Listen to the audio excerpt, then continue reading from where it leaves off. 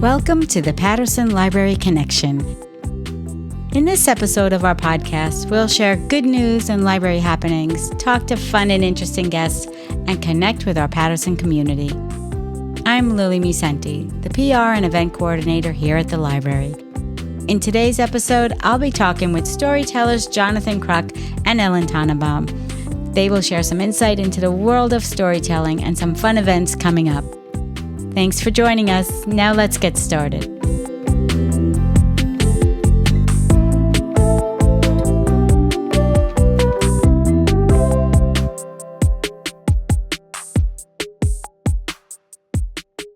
Hi, Adam. Hi, Lillie. How's everything going? I'm doing okay. Getting ready for Halloween. Oh, that's my daughter's favorite time of year. And it's my favorite time of year around here because the little kids are so cute. They come in to the building in their costumes and they do a little parade and we give them candy. And they come in the most adorable costumes. They are really cute. And then we have our pumpkin patch. So it's a busy time here. Absolutely. I think we are still trying to figure out the costume situation. We were thinking hobbits because there's the size. We'll get some hairy feet going on. But it might end up being Bluey, the Bluey family. Oh, cool. But there's always the classic ghost. Yeah, get that sheet with two holes, and suddenly you're a ghost, very like Charlie Brown kind of ghost. So that could work. That could work too. Well, you'll have to bring your little guy Andy on Friday, October 11th at 6:45 to 8 o'clock. There is going to be a glow-in-the-dark bubble bus. It is going to be awesome. Glow-in-the-dark bubbles. Yeah. I mean, our bubble bus during the day is popular. Yeah. I can't even imagine what this is going to be like. It is the same bubbles, thousands and thousands of bubbles, but they all glow in the dark. So it is going to be a fantastic event. It's actually part of the Great Give Back where we support a community partner. So we're going to be actually collecting baby items. So diapers, wipes, baby clothes, I think size 0 to 36 months. And it's going to support healthy families of Putnam County. So it's going to be a great event for the community. We're going to be helping an organization and the kids are going to have a blast. And the pumpkin patch will be filled with pumpkins, courtesy of Peterson's nursery next door and greenhouses, and it's going to be wonderful. So yeah, bring Andy over. We're into bubbles. We're into pumpkins. And if you have any apple cider donuts, that's it. It's over. I'm sure our youth services coordinator, Jen Gay, has a great plan for whatever. I'm not sure if there's donuts. If you hear this, get those donuts. Let's go. Well, it's going to be a fun night. So I hope everybody gets to come out for it because it's going to be terrific.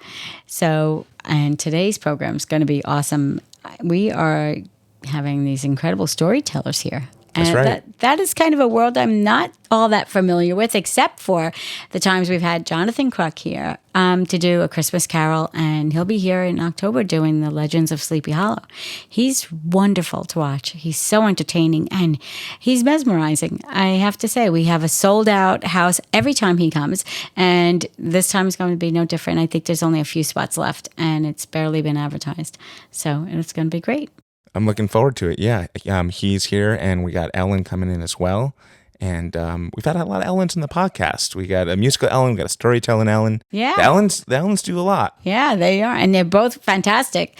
And I cannot wait for Ellen Foley's fundraiser. It's going to be such an incredible night. So, well, here we go. All right. So what's next, Lillie? And now it's time for some good news.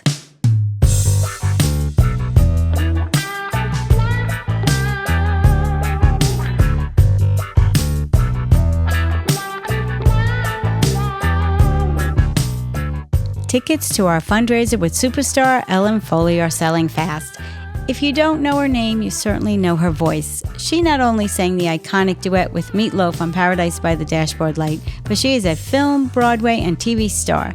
She has starred with Tom Cruise in Cocktail, Dustin Hoffman in Tootsie, Michael Douglas, and Glenn Close in Fatal Attraction. Stephen Sondheim also called her his favorite witch in the Broadway show Into the Woods, plus so much more. She will be our special guest at our Patterson Library Friends fundraiser on November 1st. It will be an intimate evening where you will get to meet her and talk with her, and at the same time you will enjoy wonderful hors d'oeuvres and wine and take a chance to win fabulous raffle prizes. And then we'll break for a Q&A with Ellen where you'll get to ask her questions about her fascinating career in show business. Tickets are $75 each and are available on our website. And they are selling fast, so space is limited, so get yours early. So if you love what we do and want to help us raise funds for some special programs, events, and resources that are outside our operating budget, then please join us for this amazing evening at the library. We hope to see you all there. And if you want to know a little more about Ellen, listen in to last month's podcast. Ellen was our special guest, and she was so fascinating. You'll love to hear a little bit more about her. We hope to see you there. And that's our good news.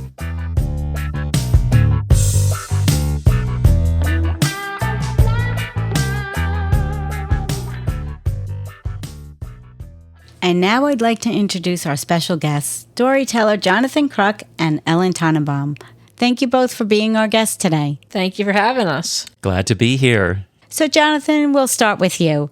I read you were born in El Paso, Texas, but raised in Westchester. And you have quite an interesting work history, doing everything from counseling teens for a travel camp to watering Henry Kissinger's office plants. How did you get a job working for Henry Kissinger? I had a friend who went to grad school with someone who was working for Kissinger, and at a holiday party, he was lamenting that the office plants where he worked for Kissinger were languishing. And I said, that's my side job while I was building up my work as a storyteller at the time, doing many, many children's parties. So I made a little proposal and showed pictures of some of the other places where I was caring for plants. And because they were in dire need and I began to attend to things right away, telling the plants stories and whatnot, I got this account caring for Henry Kissinger's plants and did so for 10 years.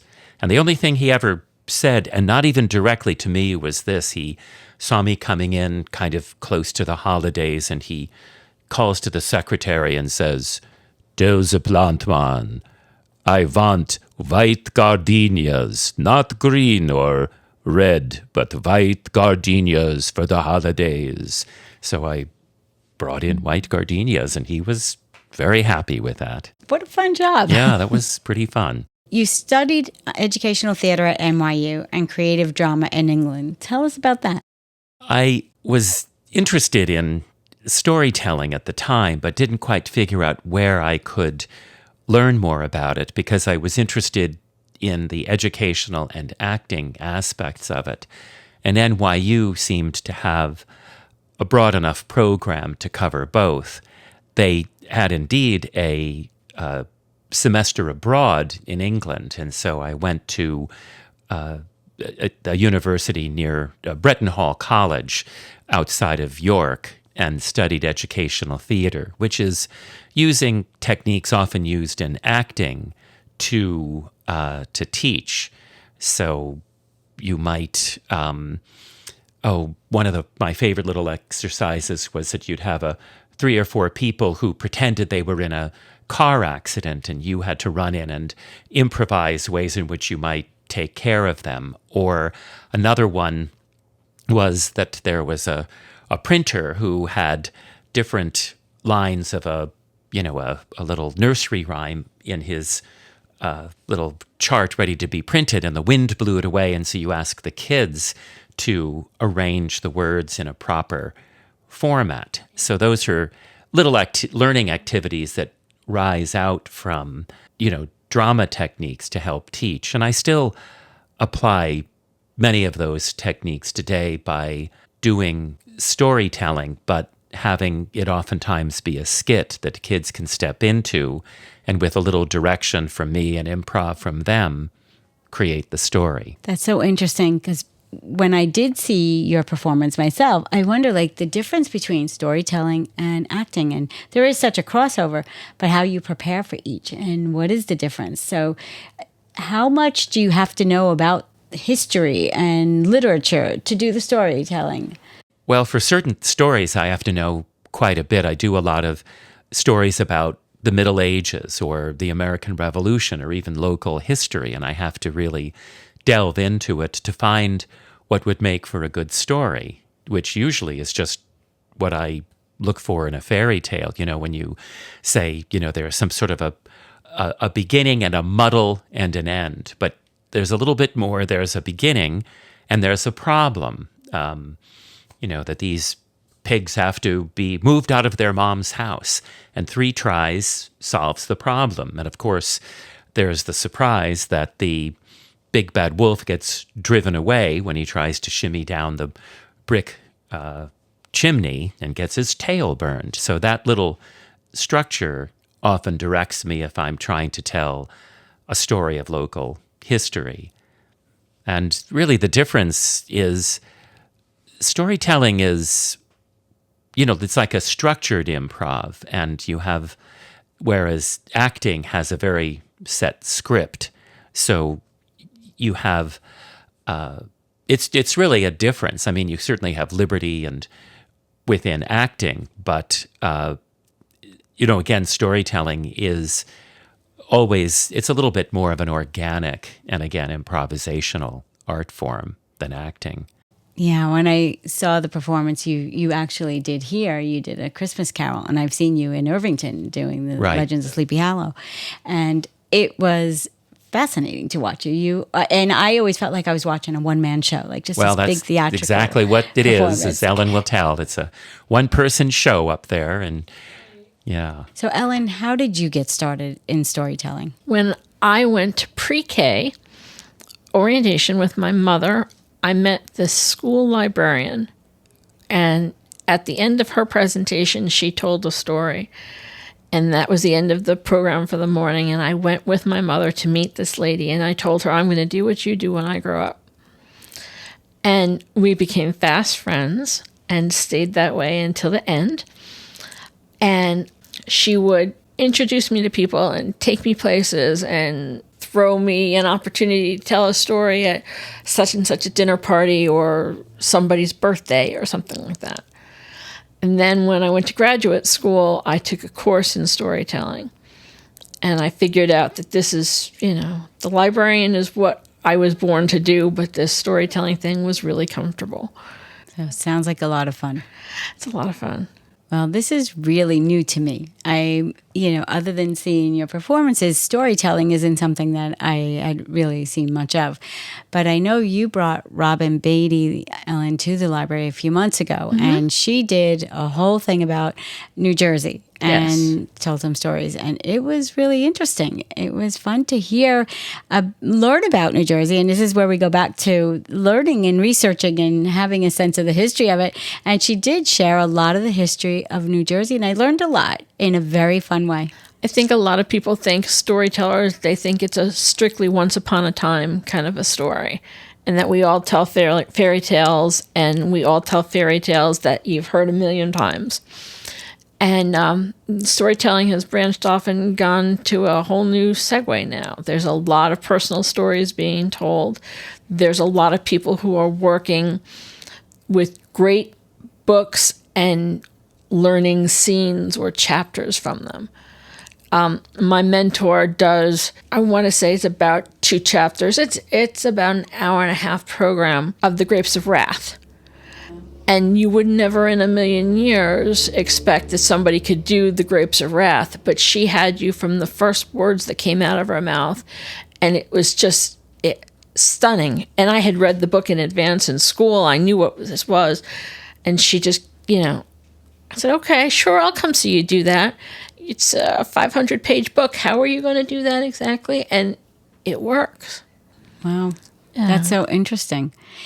So how does it differ when you do a performance for kids versus adults?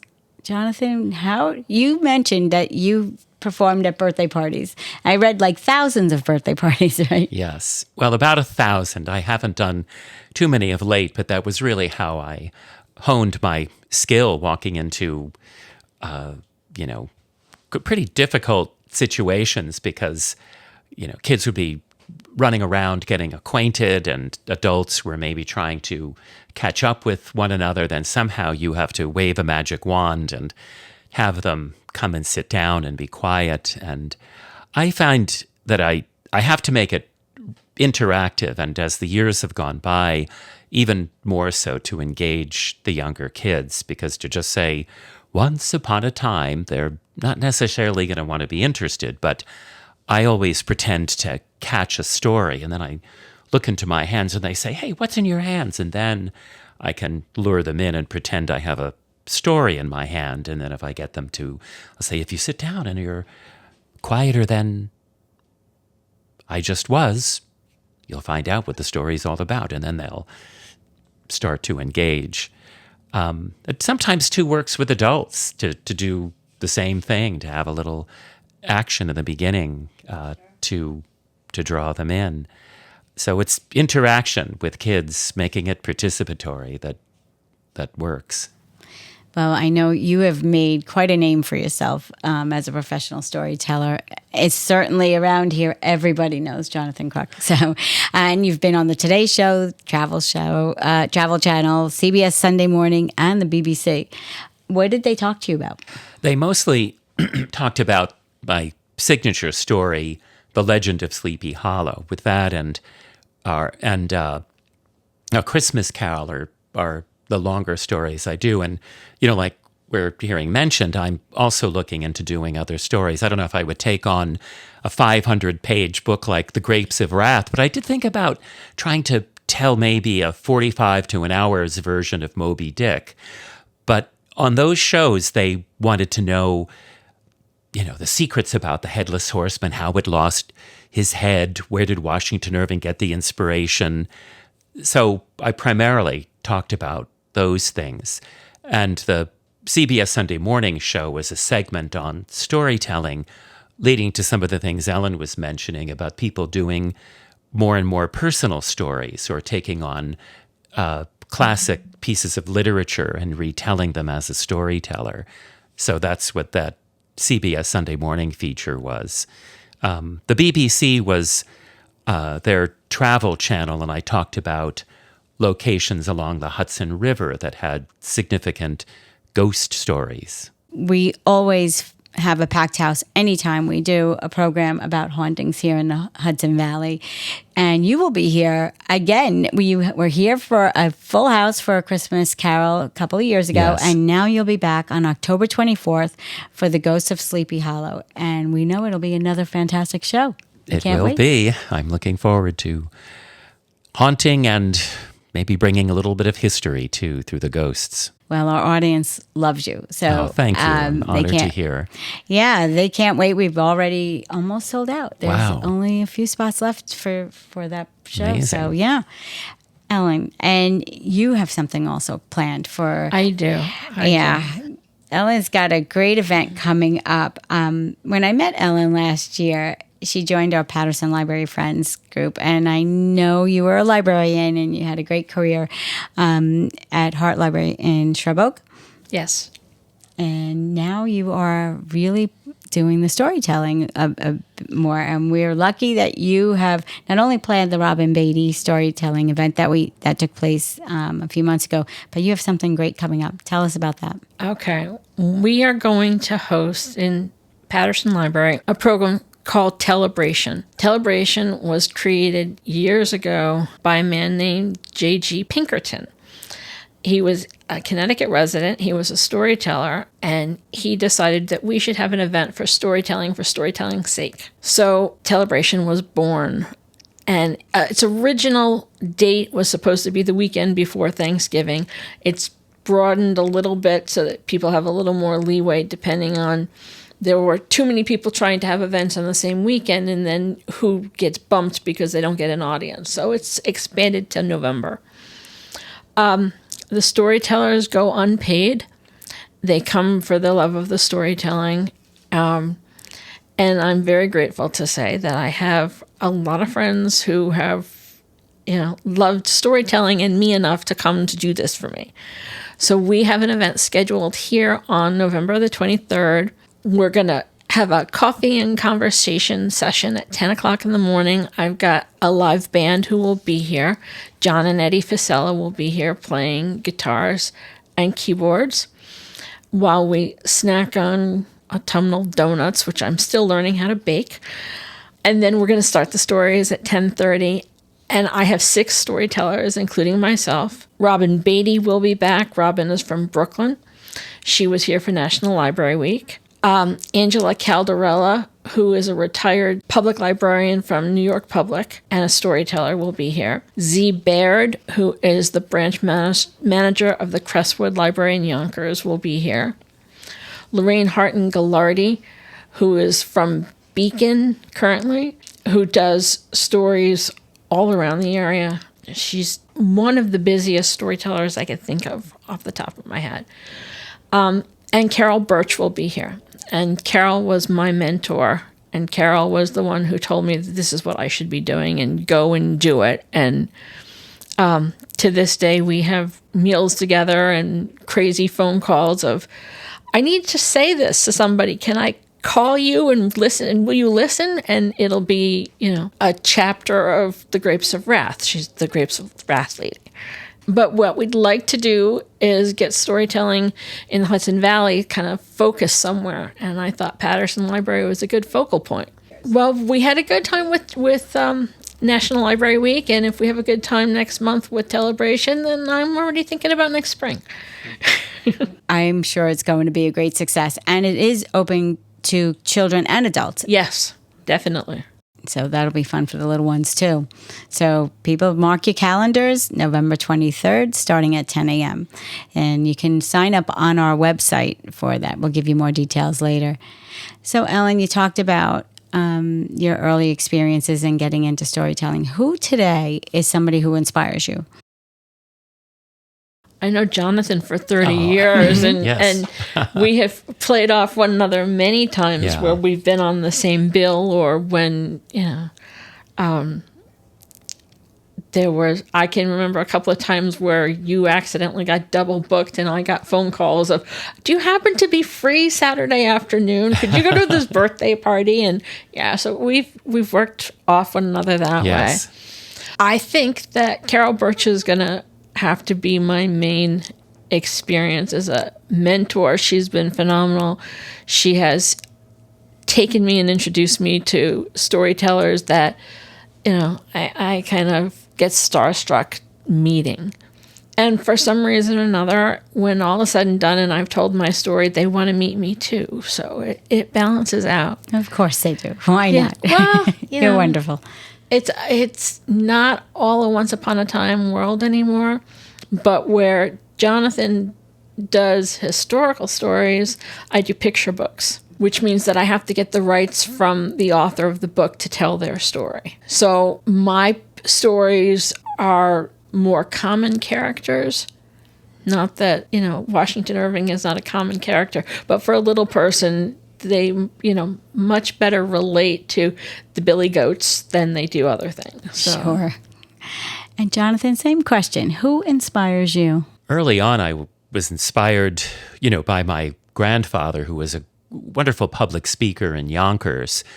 And he just helped me break out of the reserve I felt when I was a teenager to have something to say to someone. And he would say, pay them a compliment, tell them a joke, tell them a story. I also am grateful to my little brother. I used to tell him bedtime stories. And when I first got asked to do something as a volunteer at a local school when I was in college, I thought of telling one of the tales I told to my little brother. And that really is what launched my interest. But I got inspired by two storytellers Ellen probably knows. One was Brother Blue, and the other was J. O'Callahan. And both really accomplished storytellers. Brother Blue was, more in the realm of doing things in a spontaneous way. J. O'Callahan was more studied and, like bound for stage. And between the two of them, I really found a lot of inspiration. And of course, Carol Birch helped me out too. I get inspired just listening to her take on not only the Grapes of Wrath, but many different stories, chapters from books, and they're really compelling the way she gives voice and just crafts the whole story so that you're, as Ellen said, from the first word, you're hooked. Sounds so interesting. Adam, what do you think? Is this all new to you? I've always loved storytelling. I think we all always tell stories, and we have our own preferred mediums from my history is like film and TV. But at the crux of all that production value, it's the story. And so I always get very annoyed when they don't put enough attention to that aspect of it. But then the other interesting intersect of the story time is that we've been reading books to my son. And so I've been going back and getting that hop and pop going, and we just got some Fox and Socks and Go Dog Go. So it's great to start at the beginning, but we're really looking forward to, as he gets older, all the fun moments where we're going to get to tell stories that are, fantastical and our favorite books. But then also, I think historical stories and historical stories about your own family, your grandma, your grandpa, or just a cousin or aunt or something like that. Those family history stories are always going to be relevant and I think fascinating. And I think that's the kind of storytelling in our family that we tend to do. It's especially since my parents have passed. We love to share the stories with the kids and now the grandkids, and just keeps it alive. We had a wedding this weekend, and I don't know how many times we told stories about, do you remember this? And people sharing stories with us too from their experiences. And it really is wonderful. Not quite the same as your storytelling, but I could see where that would inspire people to incorporate that into their storytelling, just their family life and their personal stories. Is there anybody coming up now that's like young and like getting into storytelling that are like people that you watch to see where they go with it? There are many, no one really jumps out in my mind right now, but there are many younger storytellers, and they're kind of embracing a bit of the traditional once upon a time type tales with the personal stories. And that's kind of something that's fascinating to me. What advice would you give somebody starting out?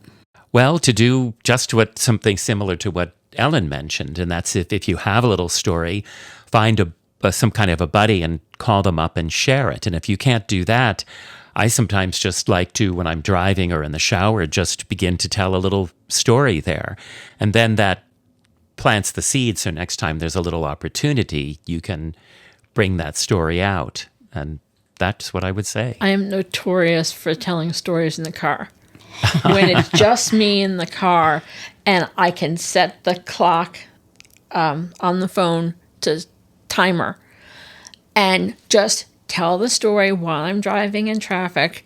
And when I'm done, push the button, and then I'm able to look down and say, oh, look at that. I did, 8 minutes and 45 seconds of one story. Because when you get hired to be a storyteller, most people are looking for, here's your time slot. This is how many minutes you can have. So how does technology today, with all the digital media and everything else, affect your storytelling? Jonathan, have you changed how you do your storytelling? Well, yes, I use more audience participation, not even just with kids, but also with adults. And I found that I have to try to make the stories a little shorter than they used to be. Like instead of maybe a 20-minute historic story, 15 minutes is a little better. The technology in a way is helpful in terms of helping look up stories. I have a huge collection of anthologies of tales from all over the world, but often now I just will look, for example, to the internet to Google stories, and then I have to be discerning to find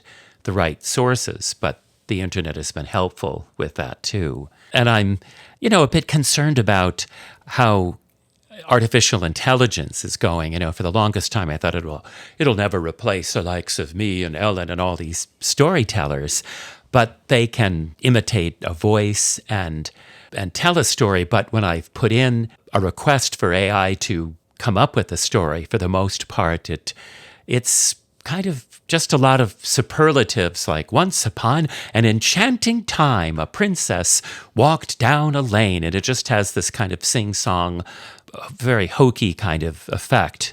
But what I think helped me survive, when Ellen was talking about adapting, I do often on occasion have musicians accompany. I often work with a guitarist or a pianist or a harpist, but also it's the interaction. I have a program, for example, called Finger Fables that developed when kids were running around and I pretended to catch a story, and then they said, what kind of a story is it? And I was thinking of telling the Hare and the Tortoise, so I just held up 2 fingers and said, hold up 2 fingers, wiggle them into rabbit ears, and hold up your fist, put out your thumb. You know what that is? My fist and my thumb. It's that, but it's also turtle. I'll show you how. And then I have the kids say, boo, and they'll make the turtle shake in their shell. And then I've caught their attention, taken them away from the device and into the story. That's the educational part. Right. It's kind of like the classroom management for any teacher, right? It is management, too. Yeah. Yeah, well, it seems like it really is a collaboration of a lot of different skills that come into play to make this all work. How do you prepare for a live performance? What do you do before you go before an audience, for both of you?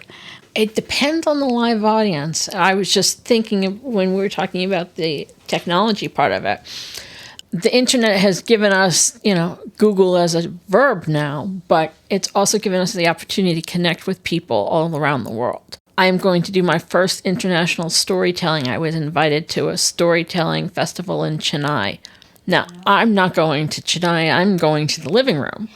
But they've given me 20 minutes on their program to tell American picture books and folktales and short stuff. So that's, something that before the internet, we never had that opportunity to connect to other people. Sure. And you did everything by the phone with, Carol calling and saying, I need you to listen to this. Now it's great. I want to do this. But I'm in France and you're in New York. How do we make this work? And we've learned as storytellers how to keep it alive by doing this stuff. I think that's wonderful.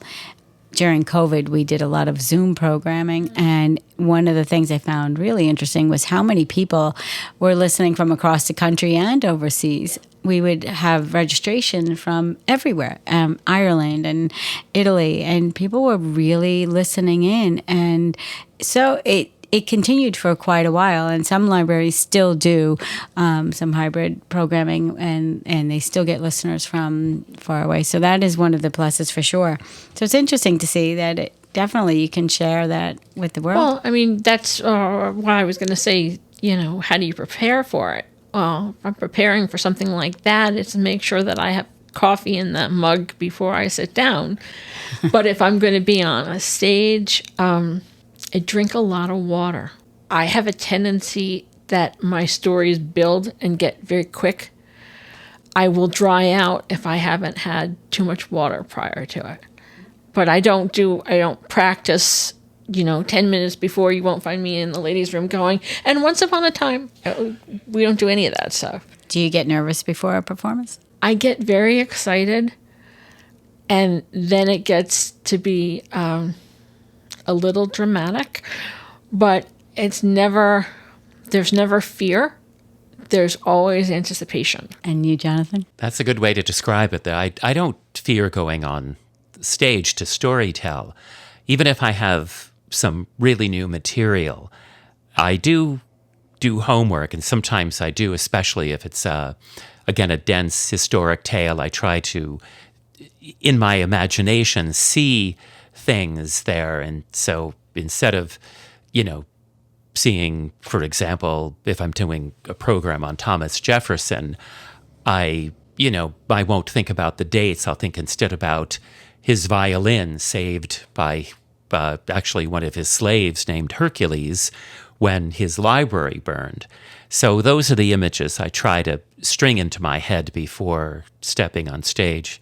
I do have a lot of little rituals, too. I like to have water or tea nearby, but not in a water bottle. I prefer it to be in a mug because the bottle can kind of distract. Oh, they're using Sheps instead of, Poland Springs there. You don't want those sort of distractions. And I make sure I have nothing in my pockets. I love, if at all possible, especially if it's children, for the kids to be seated in a semicircle. I can't stand it when they have a big aisle in the middle of the stage. So I have little pet peeves that I have to straighten out, but it helps diffuse some of the energy that's rising to perform.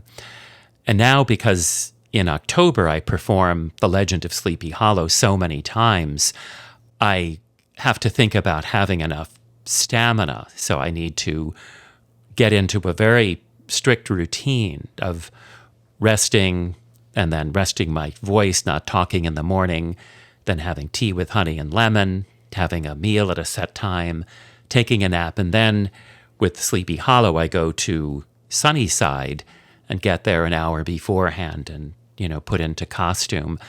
But then I think about the story constantly, and I'm always refining, finding a better way to perhaps say something. Of late, I've been rehearsing how to start once again The Legend of Sleepy Hollow, a tale I've told thousands of times. Once a friend said, you probably have told The Legend of Sleepy Hollow more than anyone in the world. And I thought, wow. But I want an exciting beginning, and I say, there's the Tappan Zee, where Dutch skippers prudently shortened sail, and they called, Sinterklaas, save us from the ghost imps, or else they'll sink this sloop at world's end, where the Hudson River has no bottom. And then I have them go to the tavern in Tarrytown for a drink. So I'm always trying to picture how to get them there quicker, how to make it more effective to the audience. And that keeps me alert when I'm doing many, many shows, keeping it fresh. So you can actually tailor the story to the location you're at. I often do that. Yes, I do that when I tell The Rabbit and the Turtle. If I was telling it here at the Patterson Library, I'd say, so Rabbit was racing right down Route 311 and then went right by the cemetery where Sybil Luddington was buried.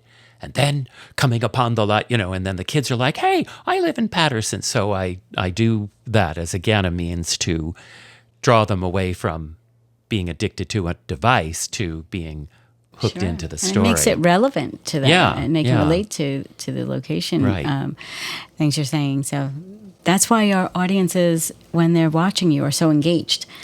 Nobody moves. It's amazing to me. Well, I try to, but I have had hard times. I mean, the birthday parties, the very first one I entertained, I sat down and it was, mostly girls. They were about 8. And there was an older brother who was about 10. And I said, the birthday girl requested Sleeping Beauty. And I had thought about it, prepared it. And then I said, now for the tale of Sleeping Beauty. And then I hear whoosh, whoosh, whoosh, whoosh, whoosh, and clunk. The big brother threw the DVD or the VHS tape and hit me in the head. We already have it on VHS, so we don't need you to tell, because he was jealous. And I'm like, ah. But I did say, well, this is a little different. Yeah, it won't be as good because you don't have any pictures. And I said, oh, there'll be some pictures.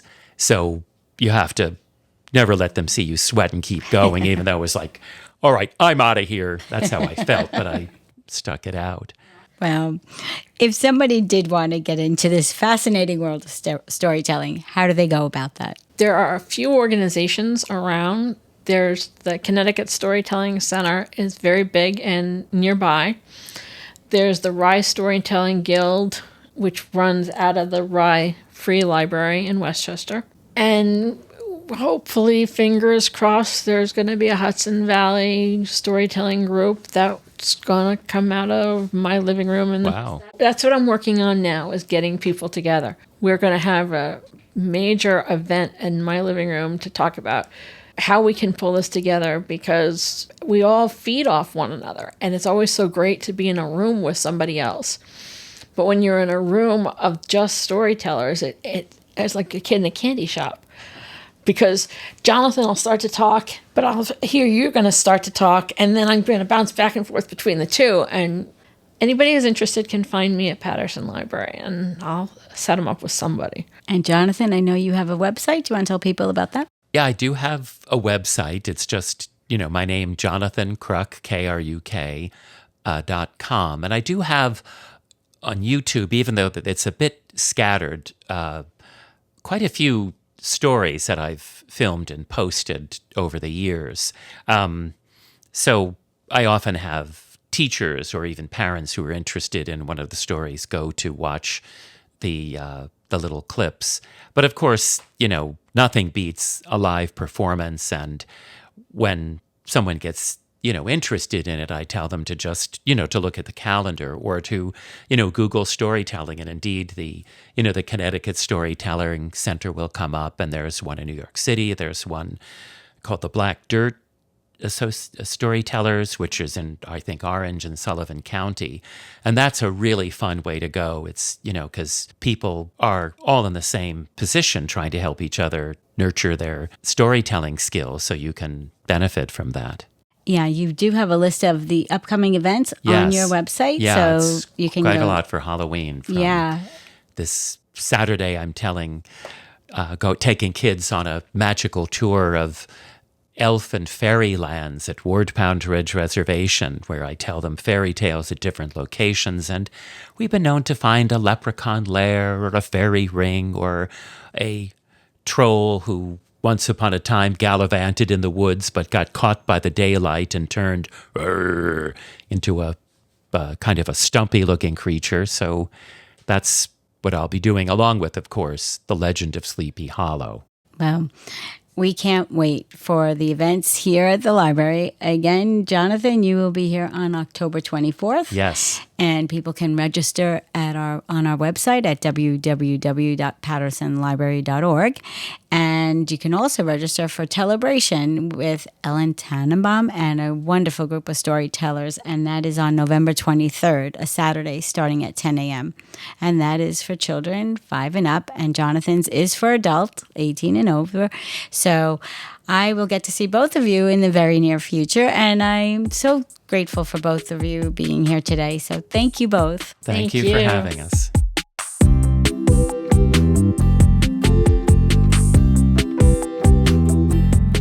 Thank you for tuning in to the Patterson Library Connection. If you enjoyed this episode and would like to help us grow, please share it with a friend.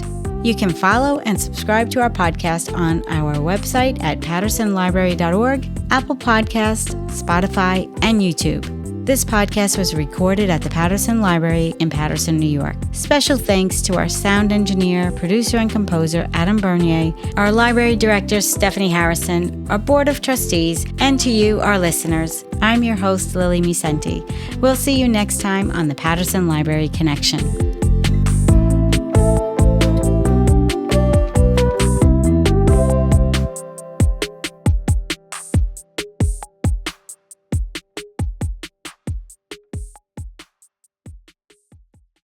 The Patterson Library trustees and staff do not promote nor endorse the opinions of our guests.